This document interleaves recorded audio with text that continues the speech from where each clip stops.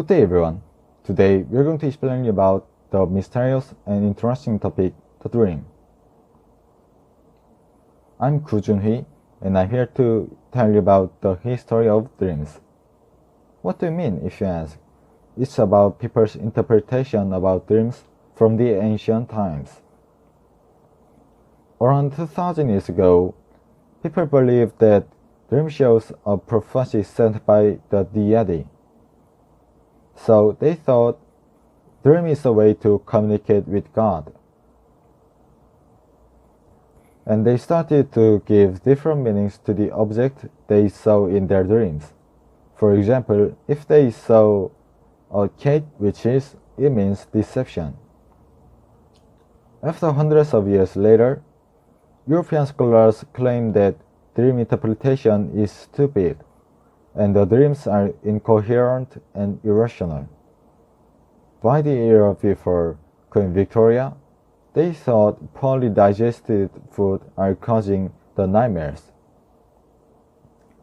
At the year 1899, a great discovery on humans' brain changed all those theories.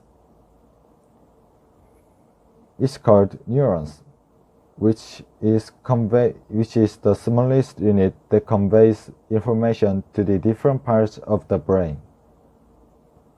So the scientists thought the communication between neurons are causing the meaningless and random hallucinations.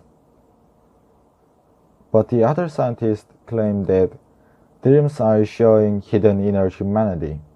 Sigmund Freud insisted that dreams are showing desires, usually sexual desires. And Carl Jung was also thinking similarly, but he thought dreams are showing inner character, not only sexual desires. Now, the scientists gathered the data about dreams of people all around the world and made a research about it. And here's the conclusion. Dreams are created by your memories. Something happened in real life. That's the end of my presentation, and the next turn. Hello everyone, I am Mimiang. From now on, I'm going to explain you what is happening in our brain as we dream. Here's a graph showing human sleep cycle. There are two types of sleep, REM sleep and non-REM sleep. During REM sleep, the reasoning brain starts to process slowly and dreams occur. That is why dreams are so bizarre and don't make any sense. The interesting thing is, during REM sleep, the brain is extremely active, as if we are awake. In other words, being awake and dreaming are both conscious states, but they are different from each other in two ways. The first one is that the brain makes the body temporarily paralyzed, and the other one is that we are more likely to feel anger and anxiety in dreams than in real life. According to a study by a psychologist, William Domhoff, people reported that 25% of their dreams are unfamiliar and more likely to have animals, aggression, and negative emotions in them. Psychologists assume that we dream to rehearse. The reason people dream of negative things, such as being chased or falling, is that unpleasant emotions are necessary to stay away from danger. These dreams allow you to practice your fight or flight instincts and keep them sharp and dependable in case you need them in real life. In conclusion, dreaming is a result of our evolutionary need to survive. Thank you. The next is Gina. Hello, my name is Jina Zhang, and today I'm going to talk about the function of dreaming. Let's talk about it. While sleeping, our thoughts or dreams usually make no sense, and that's why it's hard for scientists to explain functions of dreams. However, it's a fact that dreams have emotionally important functions.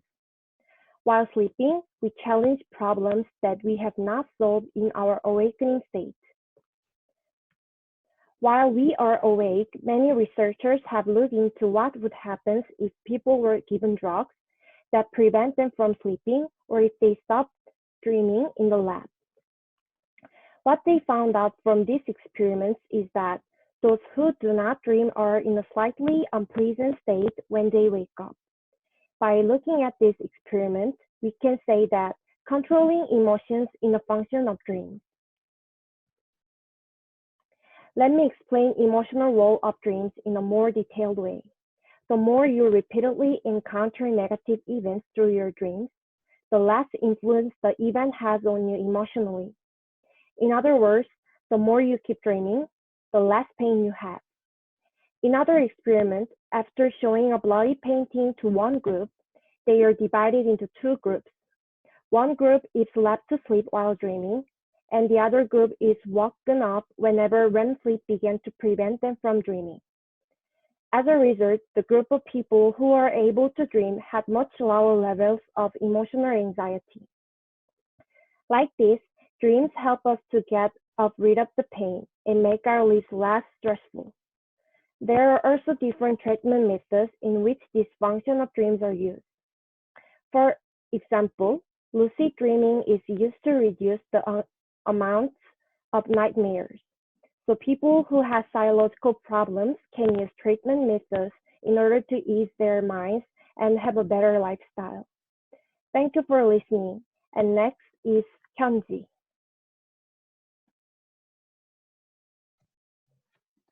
Hello, my name is Hyunji Lee.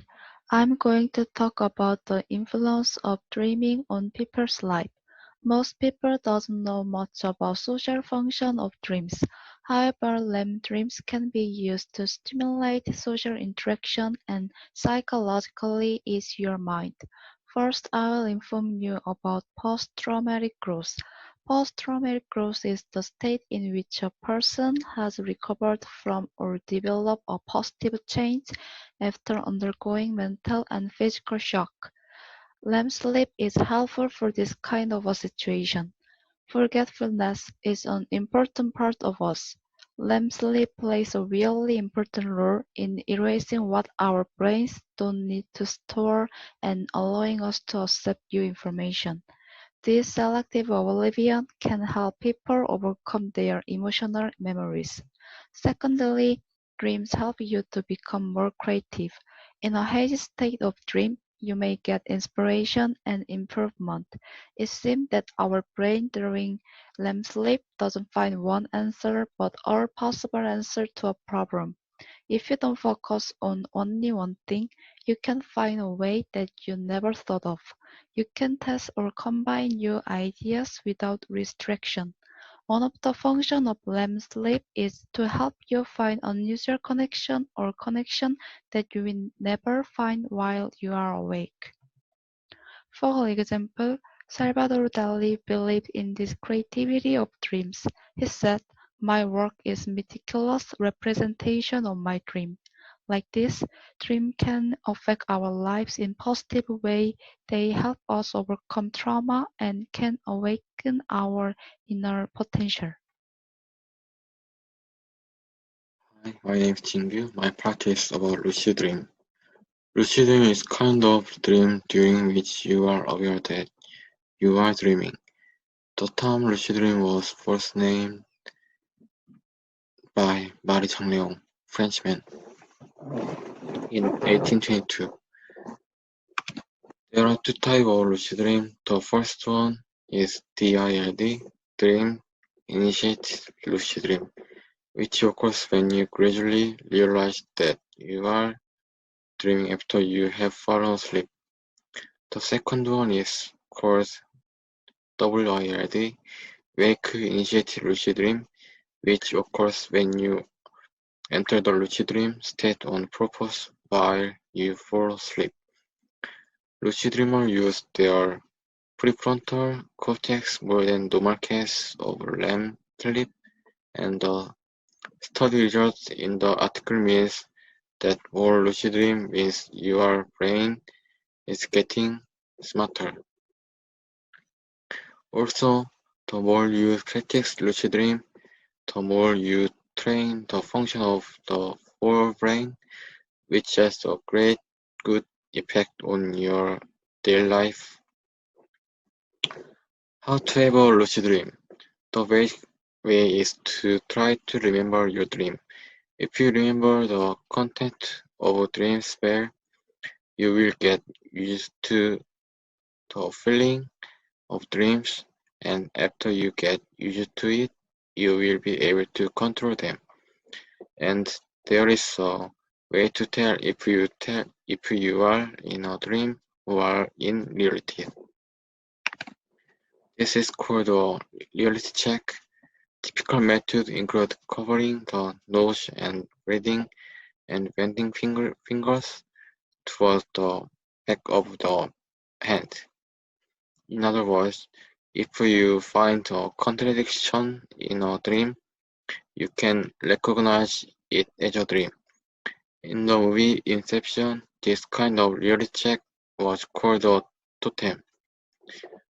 There have been lots of different researches and theories about dreams through century.